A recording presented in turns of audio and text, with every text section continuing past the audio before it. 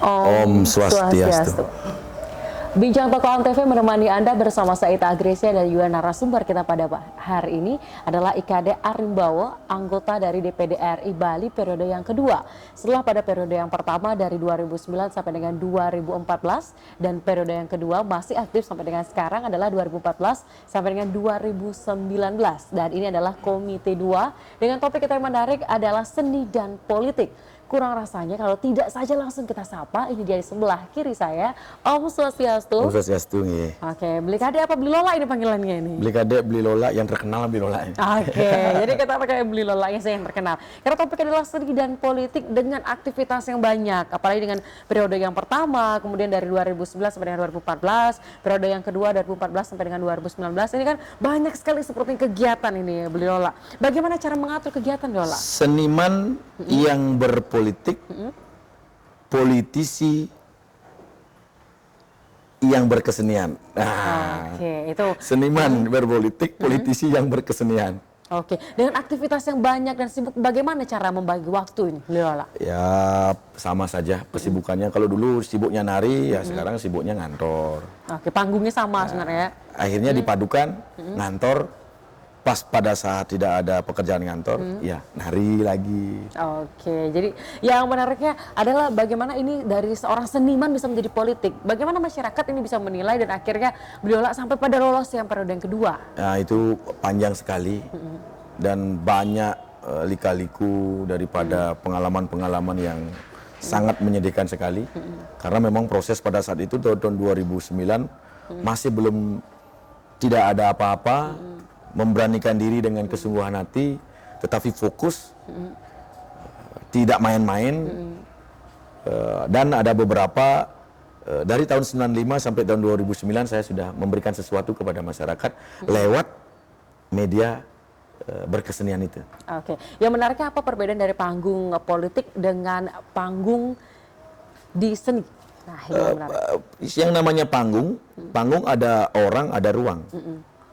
Yang bedanya seniman dengan politisi adalah panggungnya.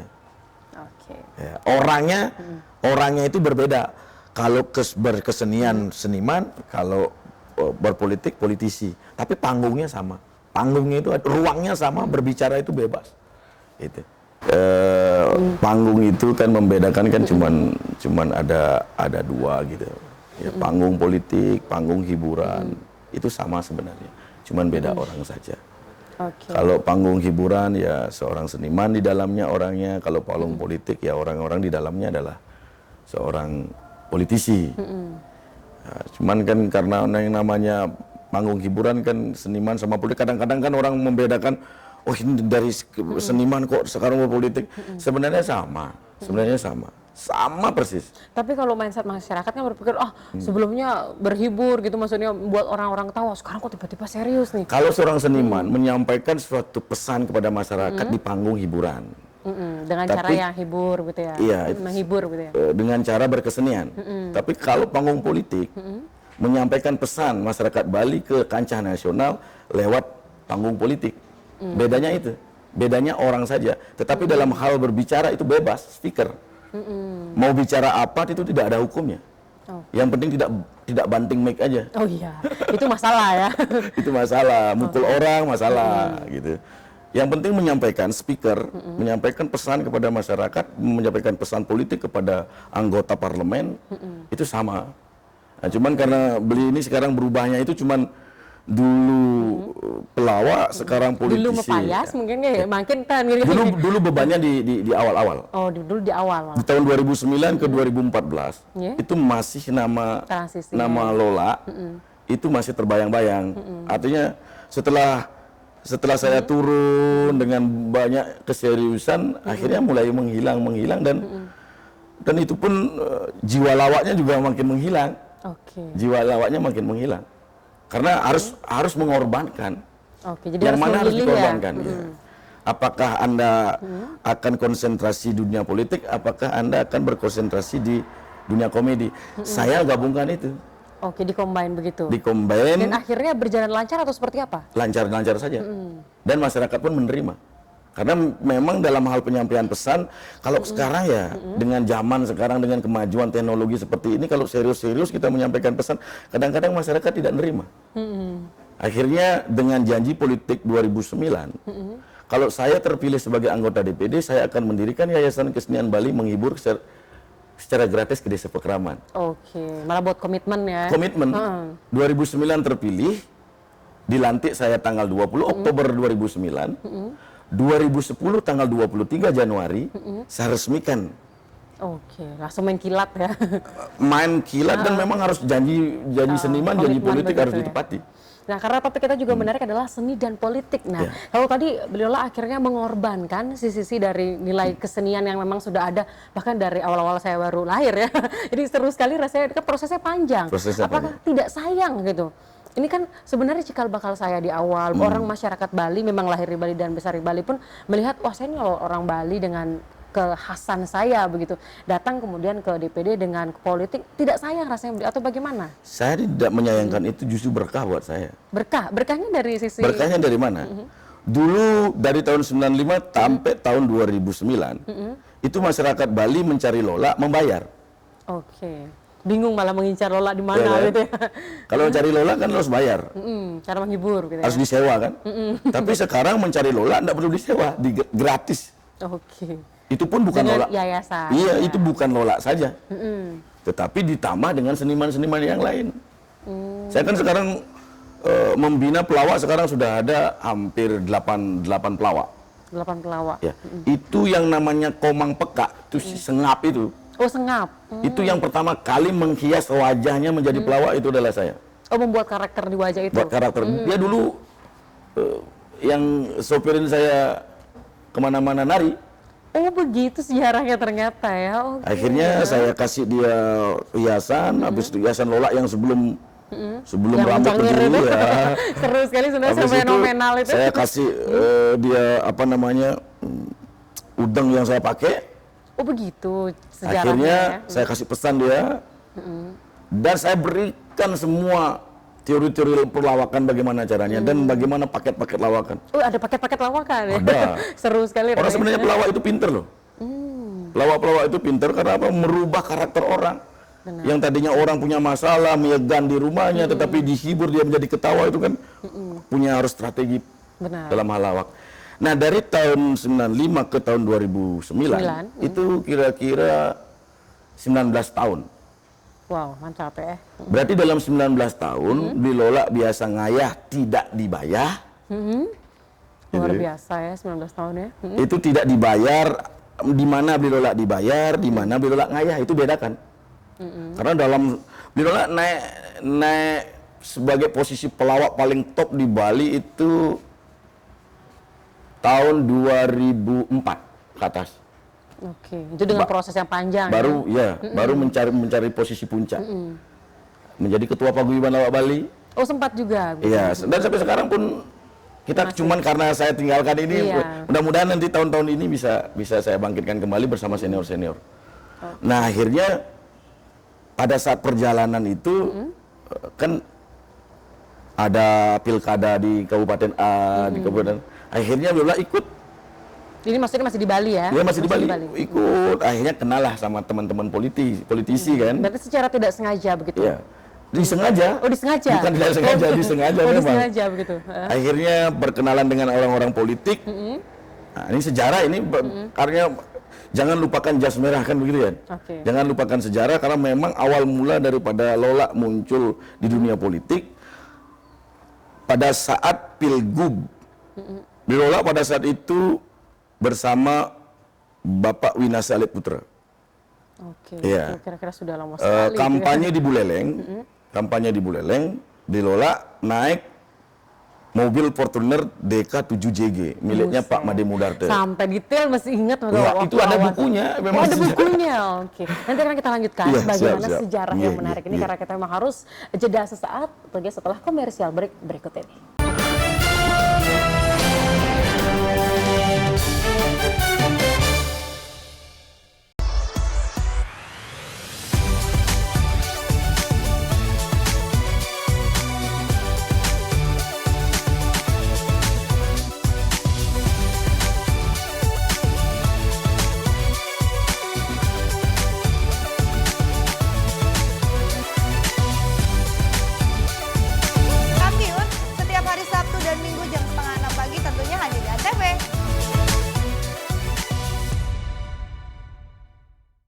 Di sini kami memberikan berita aktual dan secara langsung. Laporan langsung dan terhangat disaksikan warga dari berbagai penjuru dunia. kita punya banyak berita seru. Paling update langsung dari lokasi. Masih terus digelar oleh Polsek Kebayoran Baru langsung dari Simpang Gadok, Ciawi, Bogor, Jawa Barat. Dan pastinya menghibur. Masih soal hewan nih. Kalau misalnya Selamat Malam Indonesia pengen tahu sejarahnya. Boleh. Kenapa nyindennya nggak bawa-bawa ular? Selamat Malam Indonesia, Senin sampai Jumat jam 12 malam. Acara paling seru favorit pemirsa. Ketemu lagi The New It Bulaga Indonesia. Seru-seruan di pagi hari. 38. Cakep Dewi Kramasnya, cakep. Dapat hadiah keren. Dapat jodoh keren. Ya, bosnya patah. The New It Bulaga Indonesia, Senin sampai Jumat jam 8 pagi.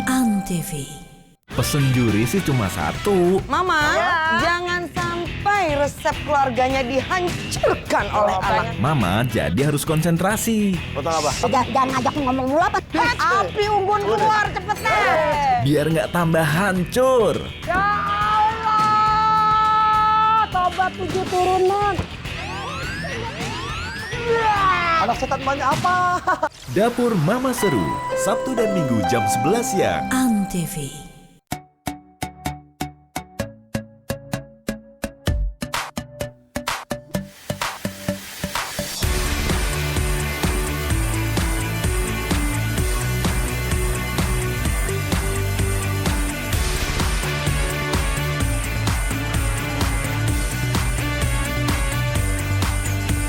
Simak informasi selengkapnya hanya di Total Football hari Minggu jam 6 pagi di Antv bersama saya, Rangga.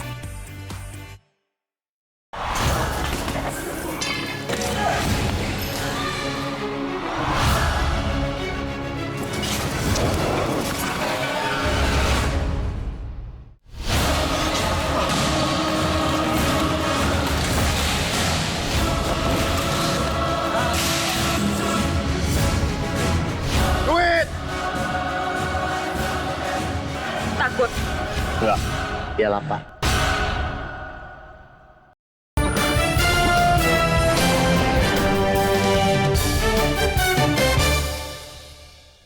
Pemirsa dimanapun Anda berada, Bincang Toko Antv masih menemani Anda dengan topik yang menarik adalah seniman dan juga politik. Aduh, kalau politik tidak menggelitik bukan politik ya, beli lola ya.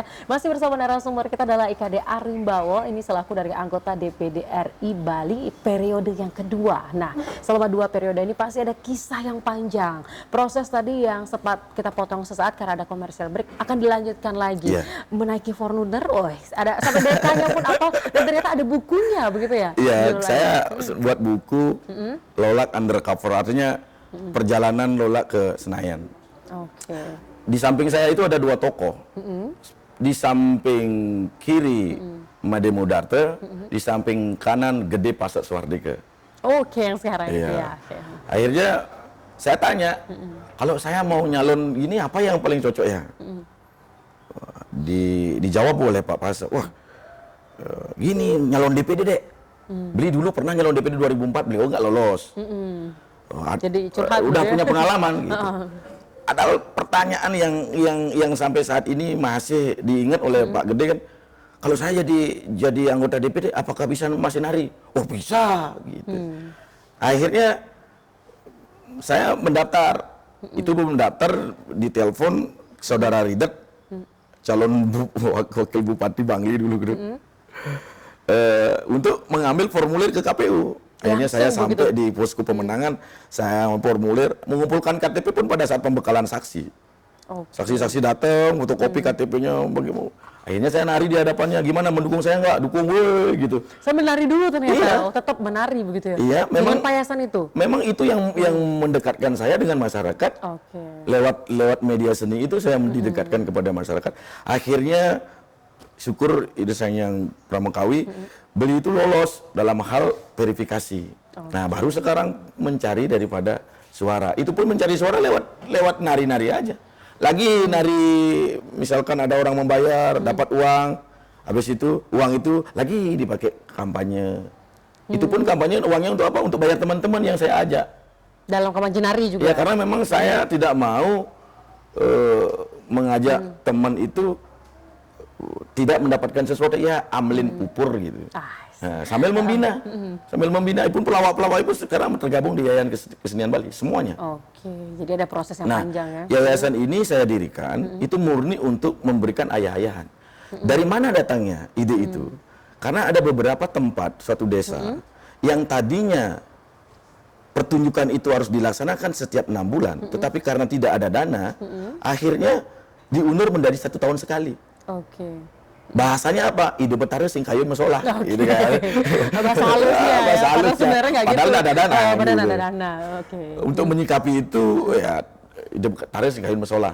Nah, dari sana saya Mungkin berpikir. ide betare sabun kayun. Nah, kayun mesolah. Oke, karena yang gratis itu ya. Akhirnya punyalah ide seperti itu, kita berjalan. Di tahun 2019, pokoknya sangat menyedihkan. Awalnya begitu. Saya itu sebenarnya kalau mau bisa meneteskan air mata kalau mengingat masa itu. Dan saya hampir tidak melanjutkan perjuangan. Oke. Istri hamil umur 8 bulan. Oke, hamil besar ya. Diperiksa ke rumah sakit yang ada di Mas. Itu tadinya kan istri sakit ini. Aduh, dia bisa bawa ke rumah sakit. Disampaikan oleh dokter harus operasi. Antara 2 kemungkinan, anak selamat atau ibu selamat. Di sanalah saya nangisnya luar biasa. Saya tahu bahwa anak saya itu udah cowok. Habis itu saya naik di atas mobil, saya nggak mau operasi. Akhirnya ternyata istri saya itu kecapean dan urat-urat di sini ketarik, jadi sakit. Karena setiap hari saya ajak.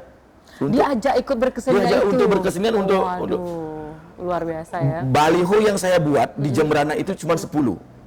Untuk yayasan kesenian. Nggak ada sampai sekarang pengalaman seperti itu, tidak ada. Di seluruh Indonesia pun, di seluruh dunia barangkali tidak ada.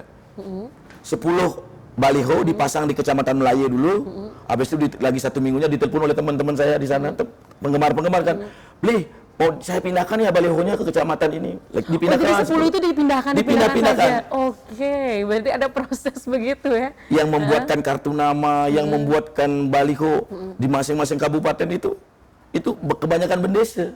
Yang dulu saya pernah ngayah di sana.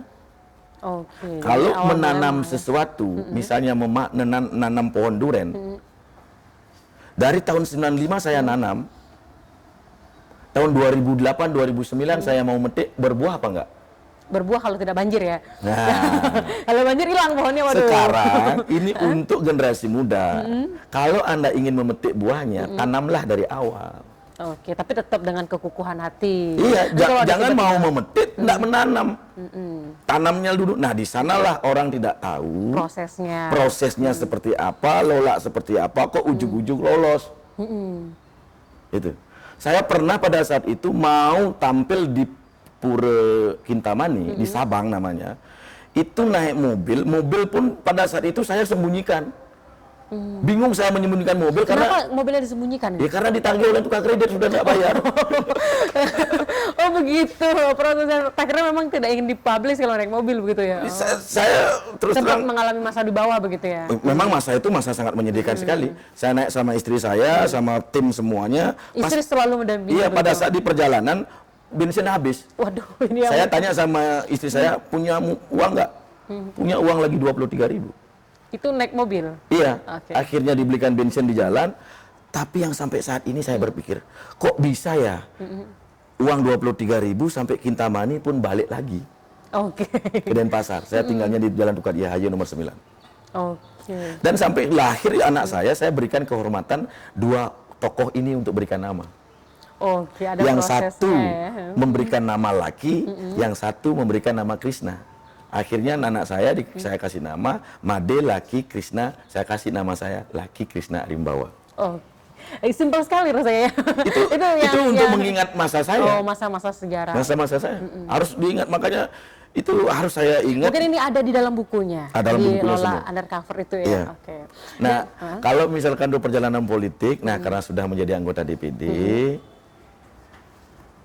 janji saya harus tepati. Akhirnya saya terus berjalan lewat Yayasan Kesenian Bali. Nah, yang menariknya tadi kita kan sudah bahas bagaimana prosesnya antara Prosesnya. keluarga, kemudian ya bagaimana lingkungan, akhirnya juga sampai ternyata tidak disangka-sangka begitu berat juga tuh, rumahnya sampai nggak ada bensin. Bukan tidak berat-berat sampai- sekali. Oh, berat sekali. Oke. Diulang lagi berarti berat sekali memang. Berat sejarahnya. sekali dan hampir tidak jadi. Karena saya waktu istri sakit itu tidak jadi di rumah sakit, kan saya nangis di mobil mau pulang ini. Saya tidak akan melanjutkan perjuangan ini. Ngapain saya jadi begini, saya korban ini lebih. Benar ya. Tetapi akhirnya yang di atas kan beda gininya. Oke. Itu tantangan buat saya. Tantangan yang paling terberat sampai seperti itu loh. Benar, jadi risiko yang tinggi untuk Iya. posisi yang baik sekarang begitu. Yang menariknya adalah ini kan perjuangannya di Bali, kemudian mulainya dari awal memang di Bali. Kenapa tidak menjadi DPD Bali dulu atau DPRD Bali? Kenapa langsung harus ke Jakarta? Nah, ada visi atau ada misi atau emang ada sesuatu yang dibawa langsung ke Jakarta ini kan?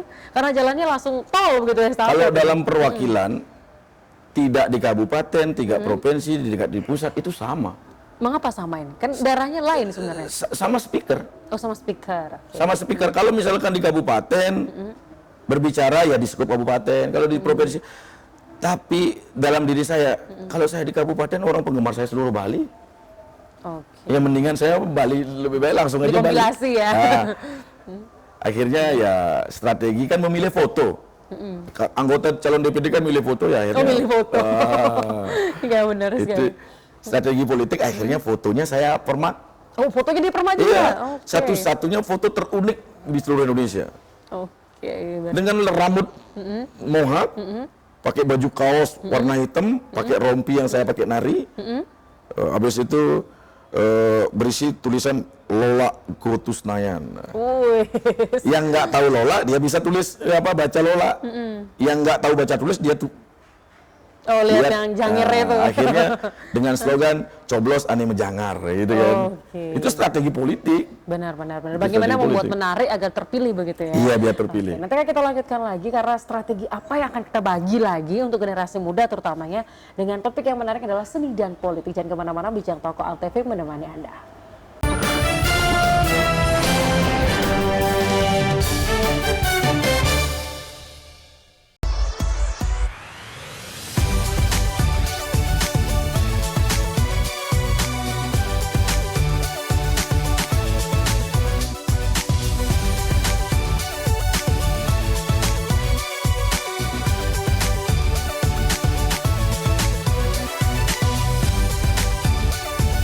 Kampiun setiap hari Sabtu dan Minggu jam 5:30 pagi tentunya hanya di Antv.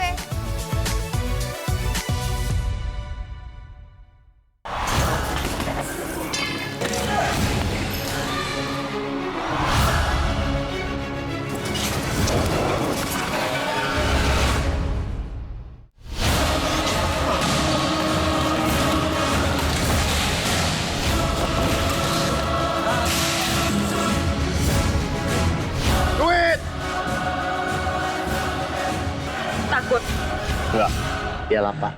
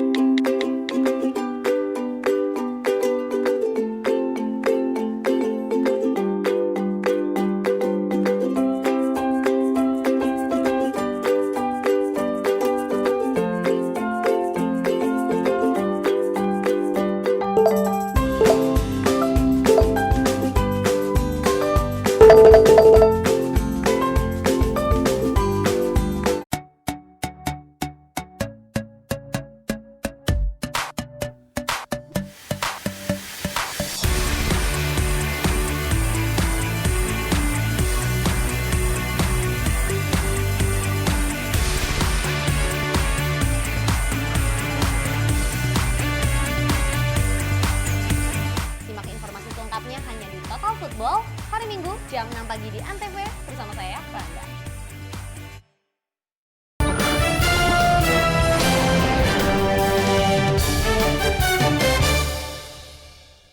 Bincang Tokoh Antv menemani Anda masih bersama saya Ita Agresia dan juga IKD Arimbawa. Nah, kalau kita terkenalnya itu beli Lola begitu ya. Masih tidak asing lagi, bahkan sampai sekarang walaupun sudah di Jakarta masih diingat-ingat. Diingat-ingat bagaimana masih menghiburnya, ada rasa kangennya juga nih dari masyarakat yang akhirnya beli Lola dengan komitmennya jika terpilih nanti pada periode yang kedua di DPD RI membuat Yayasan Kesenian Bali ini. Nah, sebenarnya Yayasan Kesenian Bali ini memang beli Lola yang buat sendiri, bagaimana prosesnya?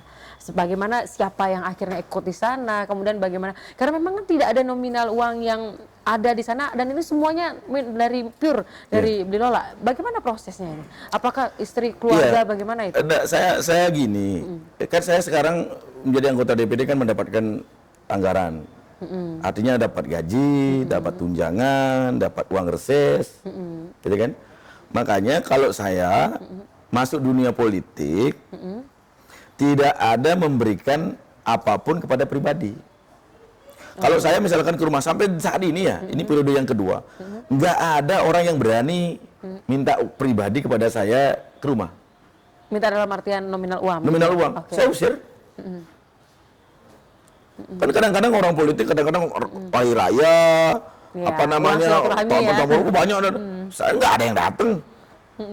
Memang dari awal memang konsep saya nggak seperti itu. Mindsetnya gitu ya? Iya, saya ingin jangan sampai kita itu beban gara-gara menjadi anggota politisi, menjadi anggota dewan, dibebani oleh rakyat. Misalnya nggak mau. Anda memilih saya, disuruh untuk mewakili, menyuarakan apa yang menjadi aspirasi masyarakat. Bukan saya disuruh ke Jakarta untuk mencarikan uang buat Anda, itu enggak. Bukan begitu konsepnya. Makanya dari awal disampaikan, makanya kan sekarang dari anggota DPD, yayasan kalau ada bendesu datang, mau ada odalan, itu ada mau membangun pura, mau penggalian dana, saya berikan sound system lengkap, genset, penyanyi, pelawak. Jadi satu paket begitu? Iya lengkap, bukan saya sendiri. Itu lengkap semua. Akhirnya kalau misalnya penggalian dana di tiket masyarakat. Semua di tiket buat panitia penggalian dana. Jadi manajemennya sudah bagus begitu. Nah, setelah sekarang uangnya terkumpul, saya sampaikan di atas. Makanya kan masyarakat bilang, apakah Lola berhenti menari? Enggak, masih menari sampai saat ini, masih melawak. Dengan tangan dan kaki yang banyak masih, gitu ya. Tapi saya ikut di panggung. Oh, ikut juga? Ikut, sampai sekarang masih nari. Oh, masih nari juga? Masih nari. Kalau misalkan pas ada waktu, saya pulang kebanyakan di Bali kok. Oh, masih nggak kaku badannya? Masih seperti biasa. Cuman agak hati-hati untuk menyampaikan sesuatu. Kalau dulu waktu zamannya pure seniman, karena pelawak, belum ada politiknya ya. Nah, itu banyak pejabat-pejabat yang merah kupingnya saya sentil. Tapi kalau sekarang merasa seperti sekarang kalau saya nyentil pejabat sama dengan nyentil diri sendiri, bukan? Cara model sesehingga mekecuh merepene. Gitu kan. Saya juga kena gitu kan. Akhirnya juga hati-hati juga bicara. Nah, dengan kehati-hatian bicara inilah lawakan jadi agak kaku gitu loh. Kalau dulu karena bebas, ya nggak apa-apa. Tapi karena ada suatu hal yang memang mengganjal, mengikat ya, jadi hati-hati gitu. Oke, tapi kan sudah berbagi. Setelah terkumpul uang itu, saya sampaikan kepada masyarakat, ini semua masyarakat di tiket nggak? Di tiket. Berapa bayar tiket? 10.000. Nah, ini uangnya. Uang tiket Anda, saya serahkan kepada Bendesa Adat. Untuk apa? Untuk mekaril, untuk ngaben masal, untuk membangun. Kita membangun bersama. Nah, kalau pas pada saat itu saya reses, saya tambahkan uang resesnya. Nah, itulah yang saya lakukan. Nah, setelah sekarang pure 100% sebagai anggota DPD, di tahun 2009, di 2014 terpilih kembali, karena apa? Nah, ini pure karena memang apa yang Anda buat selaku anggota DPD. Apa yang di awal ditanam tadi itu ya, ada prosesnya. Nah, dulu lewat ngayah, menari, tetapi di 2009-2014 lewat apa saja yang sudah Anda berikan kepada masyarakat. Oke, jadi masyarakat masih memperhatikan. Di Kabupaten gitu ya? Jemberana, kenapa saya mendapatkan suara tertinggi sampai periode yang kedua, dan tetap menjadi nomor 1 di Jemberana. Satu, saya pernah mengadakan festival Jegog, 74 Jegog pentas bersama. Oke. Saya carikan anggaran di Kementerian Pariwisata. Saya mendapatkan 3.000 bedah rumah dari Menpora. Untuk di Jembrana. Jembrana, Tabanan, dan Karangasem. Oke, jadi memang sudah kerja nyata langsung ya? Ya dianggap nyata lah oleh masyarakat. Kalau nggak dianggap nyata nggak mungkin Nggak dipilih kembali. lagi gitu ya? Oke. Nah, sekarang mulailah di periode yang sekarang, 2014-2019. Di 2014-2019, pada saat 2009-2014 periode yang pertama, itu yayasan saya hampir 1.300 pura. Gratis? Gratis. Gratis, wow. Itu datanya ada. Uangnya dari mana? Dari uang tunjangan saya. Beli itu hanya menikmati gaji pokok saja. Oke. Dari uang reses saya. Itu pure kepada masyarakat. Jadi dibagi rata begitu ya, bagi yang mengajukan langsung akan Siapa yang duluan dia yang dapat. Wih, jadi rebutan malah sekarang ya? Iya, kalau yayasan saya itu setiap bulan itu yang meminta itu lebih daripada 50 sampai 75 loh. Wow, itu luar biasa. Tapi yang bisa saya ACC cuma 15, uangnya cuma segitu. Oh iya, balik lagi ya ke anggaran yang ada. Iya. Oke. Nah sekarang mudah-mudahan banyak juga anggota-anggota DPR Kabupaten yang bekerja sama dengan yayasan jadi anggota dewan. Di Jembrana saja pengurus yayasan itu ada 4 anggota DPR Kabupaten Kabupaten Jembrana ya? yang dulunya newcomer, bukan incumbent, Iya, pendatang baru ya. menjadi pengurus yayasan sekarang jadi anggota dewan. Oke. DPRD provinsi dari Partai Demokrat kalau nggak salah yang namanya Pak Nyok Nengah Tambe, itu awalnya dia mencalonkan diri dari partai apa itu, awal nggak pernah lolos, bergabung dengan saya 2009 dengan Pak Gede Pasak Suwardika ini kita paket di sana. Pak Gede Pasak ke DPR RI, saya ke DPD, Pak Ngatame ke DPR provinsi, lolos tiga-tiganya. Saya tugasnya mengumpulkan masyarakat. Kalau orang politisi mengumpulkan masyarakat, perlu konsumsi, makan, minum, itu. Saya nggak perlu konsumsi, tinggal nari aja dia kumpul. Oke, jadi itu sarananya untuk Itu media politik untuk berkomunikasi dengan rakyat. Nah pada saat 2009-2014 dengan kegiatan yang yayasan, apa yang sudah saya berikan kepada masyarakat, dipilihlah kembali di 2014. Di 2014 baru terpilih, dilantik tanggal 20 Oktober 2014. Kira-kira Desember awal itu ada dari kementerian, Menpan, seluruh anggota dewan tidak boleh ada kunjungan ke luar negeri. Seluruh kementerian, pengiritan anggaran tidak boleh ada kunjungan ke luar negeri. Uangnya sudah ada, tetapi tidak diperbolehkan kunjungan.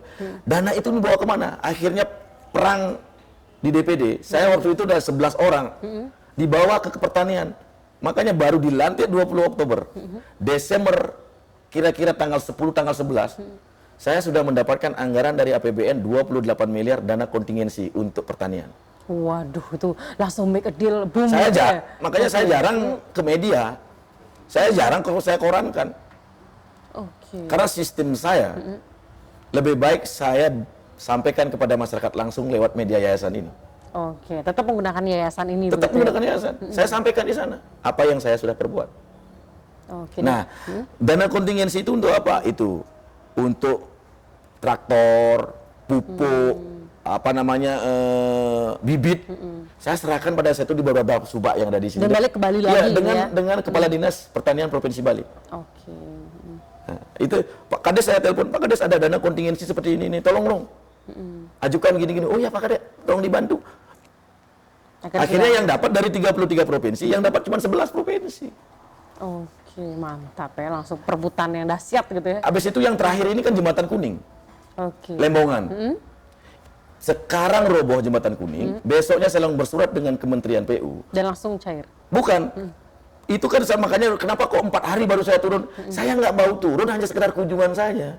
Oke. Saya bilang dengan dirjen pada saya itu, saya mau turun asalkan ada penyelesaian.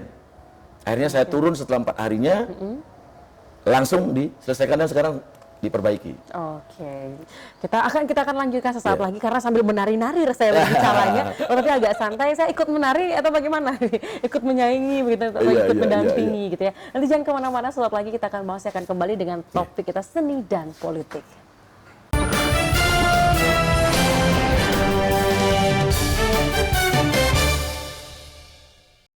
Di sini kami memberikan berita aktual dan secara langsung. Laporan langsung dan terhangat. Disaksikan warga dari berbagai penjuru dunia. Kita punya banyak berita seru. Paling update langsung dari lokasi. Masih terus digelar oleh Polsek Kebayoran Baru. Langsung dari Simpang Gadok, Ciawi, Bogor, Jawa Barat. Dan pastinya menghibur. Masih soal hewan nih. Pemirsa Selamat Malam Indonesia pengen tahu sejarahnya. Boleh. Kenapa nyindennya bawa-bawa ular? Selamat Malam Indonesia, Senin sampai Jumat jam 12 malam. Antv.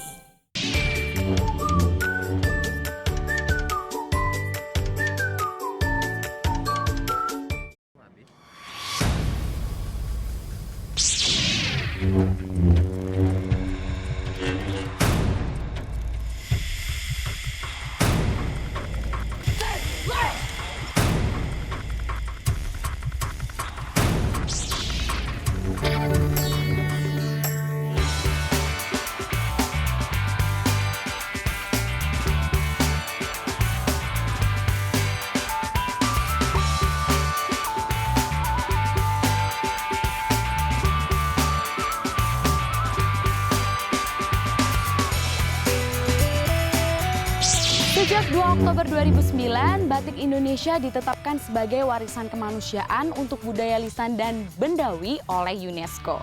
Beberapa daerah di Indonesia itu mempunyai batik, jadi nggak cuma ada di Pekalongan, Jogja, Solo, tapi di Jakarta juga ada batik. Namanya batik Betawi.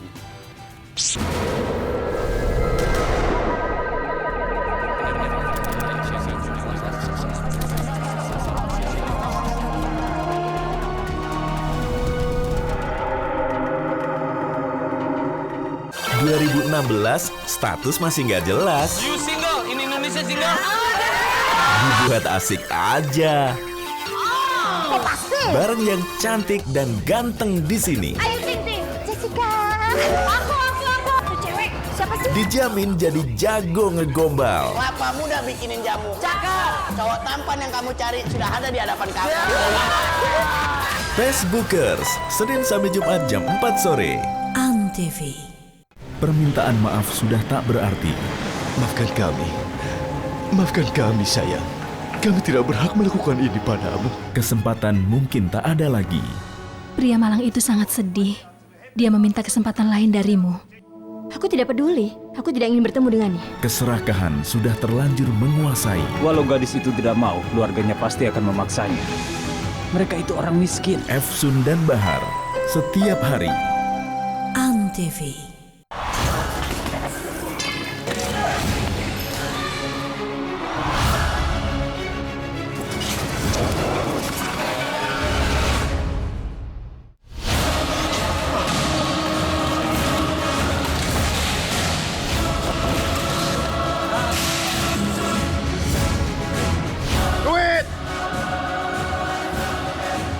Takut. Enggak. Iyalah, Pak.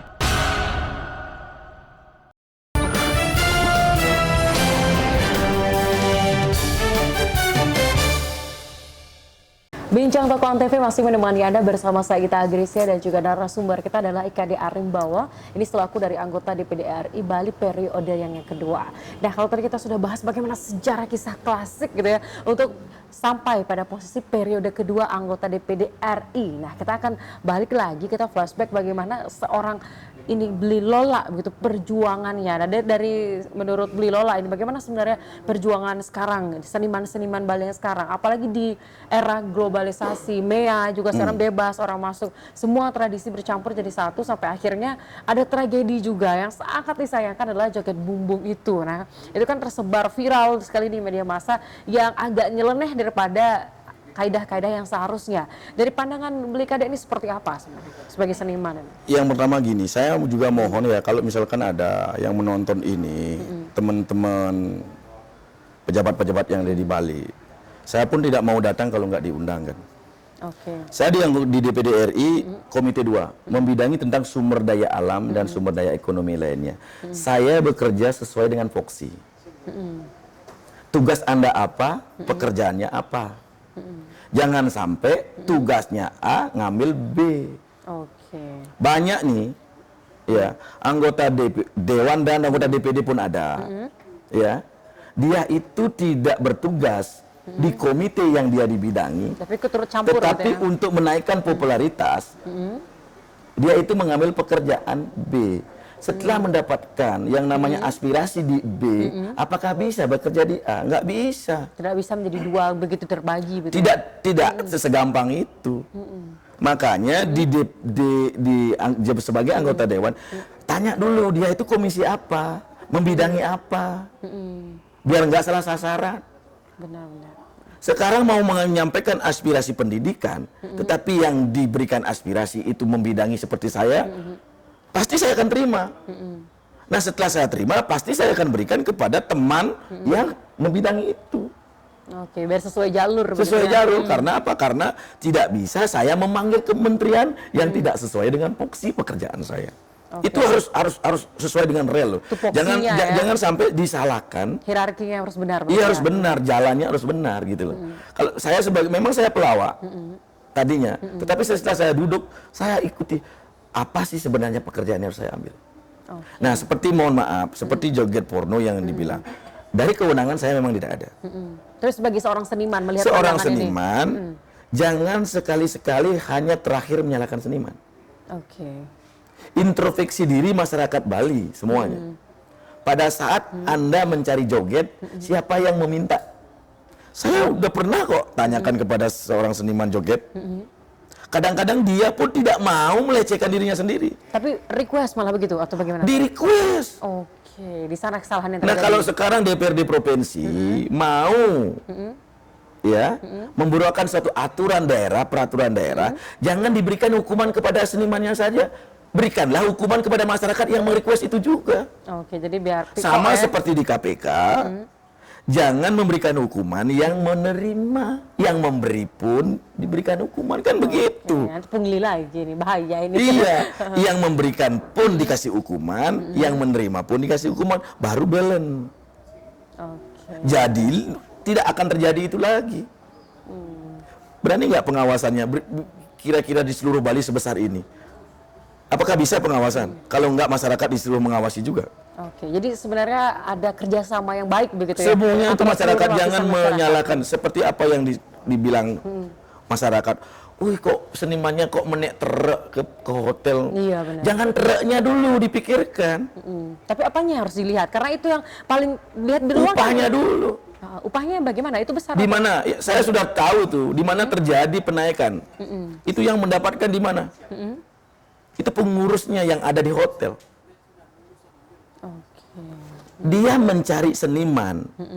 Sekarang yang namanya organisasi seniman di Provinsi Listibia bersama pemerintah Provinsi Bali lewat Dinas Pariwisata, Seni, Kebudayaan Provinsi Bali membuat aturan kalau yang namanya tari lepas, barong, nari di hotel harus budgetnya sekian. Oh, sudah ada standarisasi. Standarisasi. Kalau sekarang budgetnya misalnya 3 juta. Sekarang seniman kan berpikir, kalau 3 juta disewakan truk 400, dibawa pulang 2.600.000. Kalau dibawa pakai bis, sewanya 1,5 juta, dibawa pulang 1,5 juta. Kan mendingan naik truk. Ada hitung Sampai saat ini ya. saya tanya sama seniman, Anda muntah-muntah nggak naik truk? Enggak, bahagia kok. Jangan itu dipikirkan. Sekarang naikkan, menjadi berapa? Jadikan 5 juta standar, 5 juta. Setelah Anda berikan standarisasi, upah sekian, baru Anda bicara tentang leang je ragene, mamunto bebeneang. Bukan truknya dulu diomongin. Tapi uang yang dibawa pulang gitu. Yang uangnya itu standarisasi berapa. Oke, jadi hanya saya berikan masukan, tetapi kalau sebagai kewenangan saya nggak bisa. Ya karena sebagai seorang seniman. Jangan nanti dibawa seorang seniman begini. Jangan dulu saya seorang seniman. Dan sekarang saya anggota DB, kewenangan ini hanya saya memberikan masukan. Benar. Masukan kepada gubernur, masukan kepada teman-teman DPR provinsi. Oh begini loh caranya, jangan. Benar. Dulu kemarin waktu joget porno, saya nggak ada diundang ngomong gimana. Akhirnya saya bicaranya hanya sekedar memberikan masukan. Apakah joget porno itu hanya akan menaikkan popularitas? Ini zamannya politik loh. Hati-hati. Apalagi di media sosial. Benar sekali. Mohon maaf, dalam kecanggihan teknologi ini, media sosial itu kalau dibawa ke ranah positif, sangat positif sekali. Itu seperti pisau bermata dua. Sampai detik ini Bilola nggak punya medsos. Oke, cari aman aja ya. Yang punya medsos adalah Yayasan Kesenian Bali. Dan dikelola oleh tim staf-staf saya. Saya nggak ribet. Oke, kalau yang menarik sebelum kita pertama ribet begitu ya, kita bahas yang lain dulu. Kalau misalkan tadi masih dari seorang seniman melihat bagaimana sebenarnya seniman Bali yang sekarang, apakah tidak takut tersaingi begitu? Kalau sekarang kan apa-apa takutnya dilegalkan oleh orang luar. Saya seorang seniman Bali dan mewakili teman-teman. Tidak ada seniman. Karena ada yayasan yang beli lola. Tidak ada seniman yang takut dengan persaingan. Coba ya, ada tari Panyembrahma, ada tari Jawa, ada tari baris. Orang Jepang nari, orang Malaysia belajar nari. Kenapa masih takut? Orang dari luar belajar, kita harus bangga. Yang tidak dia bisa satu, yang dia harus cari ke Bali, kepangluh. Kepangluh dalam bahasa Indonesia-nya itu apa itu kepangluh? Tahu nggak? Ada yang makan darah itu, apakah dia bisa yang itu? Itu yang dicari di Bali. Benar. Kalau tari lepas, tari baris, tari jauh itu adalah tarian ciptaan seorang seniman.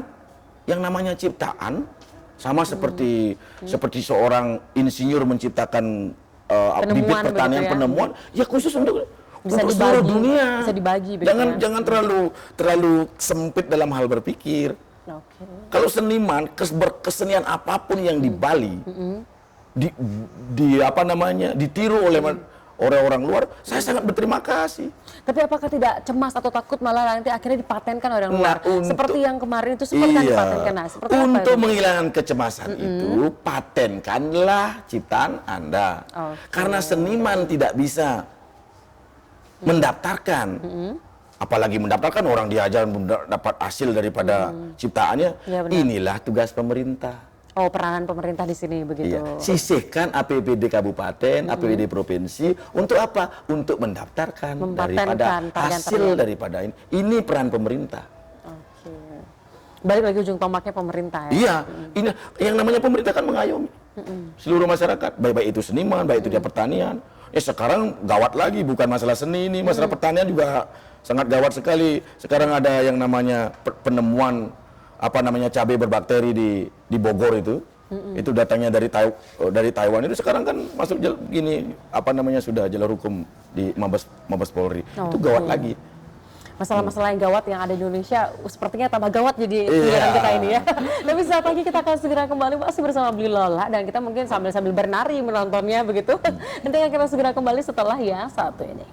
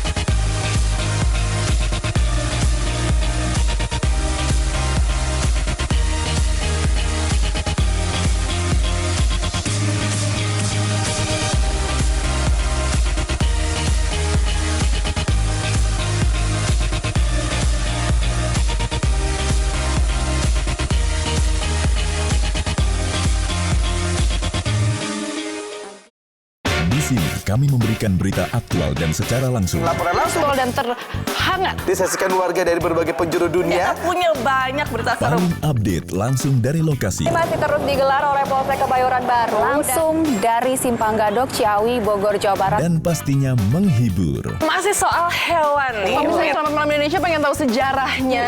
Boleh. Kenapa nyindennya bawa-bawa ular? Selamat Malam Indonesia, Senin sampai Jumat jam 12 malam.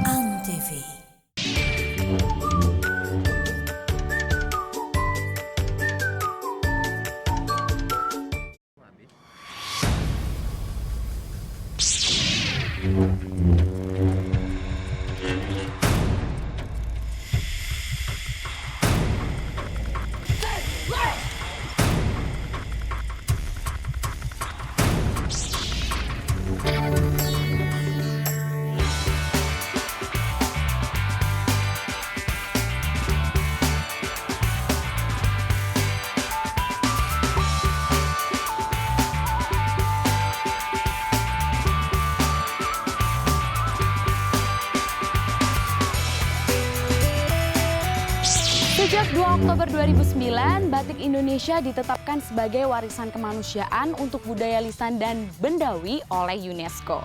Beberapa daerah di Indonesia itu mempunyai batik, jadi nggak cuma ada di Pekalongan, Jogja, Solo, tapi di Jakarta juga ada batik. Namanya batik Betawi.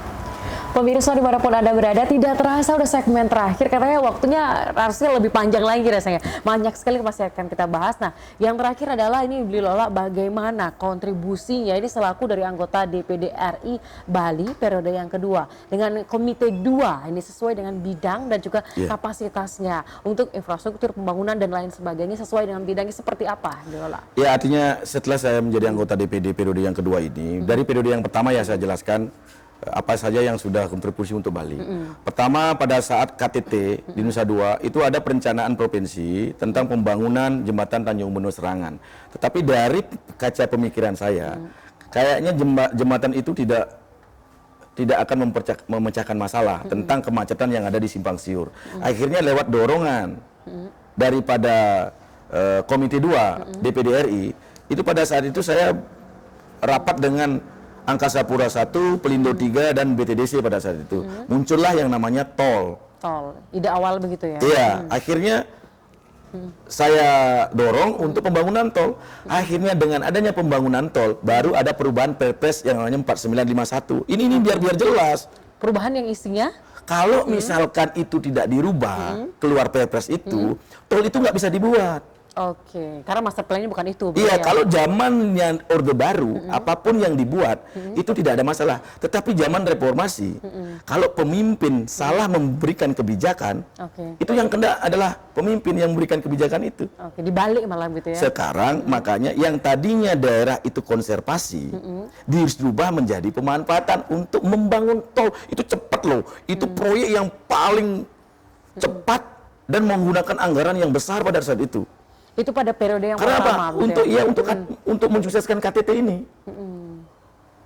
Sampai tanah yang sebenarnya tidak boleh dibangun, itu karena ada hutan Tahura, itu sampai kita komunikasi dengan Menteri Kehutanan, dengan PU untuk mendorong ya make a deal pembuatannya gitu ya. Sampai underpass yang ada di Simpang Siur itu nggak boleh dibangun tadinya underpass karena ada tanah Angkasa Pura 1 di sana.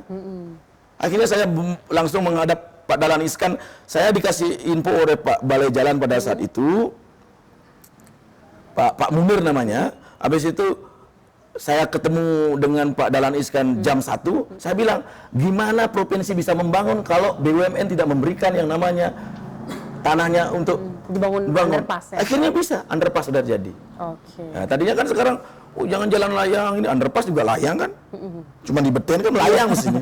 Sebenarnya, cuma main bawah aja. Ya, itulah. Itu pada periode yang pertama. Habis kontribusi periode kedua. Pertanian juga. Nah, yang kemarin kan ini, yang periode yang kedua ini yang pertama tentang dana kontingensi pertanian itu. Yang kedua, yang kedua jembatan kuning ini yang ada di Lembongan. Ya, sudah berjalan juga. Nah, artinya DPD sebenarnya tidak ada kewenangan itu dalam hal budgeting anggaran. Kita tidak punya bansos-bansos seperti teman di DPR. Tetapi bisa mendorong yang namanya program-program kabupaten, program provinsi. Nah, di sanalah saya juga terus menyampaikan kepada teman-teman DPR provinsi, kabupaten, bupati, gubernur. Saya menyampaikan, kalau misalkan ada apa-apa, tolonglah undang kami. Undang kami untuk sekedar menyampaikan program-program yang ada di pusat, rencana program artinya di sana tan ane wong sakti anulus, tidak ada orang yang bisa berbuat sendiri, harus sinergi, harus bersama-sama. Saya di DPD komunikasi yang baik. Makanya kalau sekarang dengan adanya sistem reformasi ini, tata negara kita kan sesuai dengan visi misi. Dulu infrastruktur kita MP3I, Koridor 8, pariwisata Bali, NTB, NTT itu udah ada loh master plan-nya. Pembangunan jembatan tol dari Pupuan ke Seririt, pembangunan jalan menyambung bypass Bagus Mantri menuju Kubu. Itu sudah ada semua untuk menyeimbangkan antara selatan dan utara. Nah sekarang berubah lagi. Karena kalau saya sekarang bicara keras, teman-teman kabupaten mintanya itu. Sekarang kan ada pembangunan jalan di Bali Selatan, di pinggir tebing. Itu sebenarnya kalau bagi saya jangan sekarang ke selatan. Selatan udah penuh, udah agak oleng. Sekarang bawa ke utara, ke tengah, ke timur. Lewat apa? Infrastruktur jalan yang cepat. Nah ini kira-kira sudah dalam proses atau seperti apa kontribusinya ini? Sekarang semuanya dalam hal masih tahap lobby, dalam tahap pembahasan. Karena pelepasan lahan yang menjadi masalah itu ya, atau seperti apa sebenarnya? Kalau semua program yang ada di Bali itu semua pasti akan terganjal dengan lahan. Iya, karena NJOP tanah Bali sangat tinggi.